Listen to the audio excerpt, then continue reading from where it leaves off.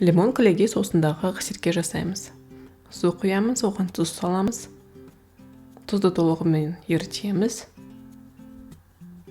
Ақсерке салып, тоңазытқышта 1 сағат ұстаймыз. Кейін қара бұрыш саламыз, паприка саламыз.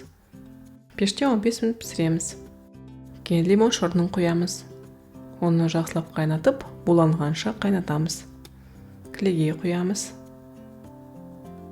Сары май саламыз. Оны толығымен ерітеміз. Тұз, қара бұрыш, паприка және ақ желкен саламыз. Соусымыз дайын болды. Балығымыз пісті. Астарыңыз дәмді болсын. Сіздермен бірге болған Дания.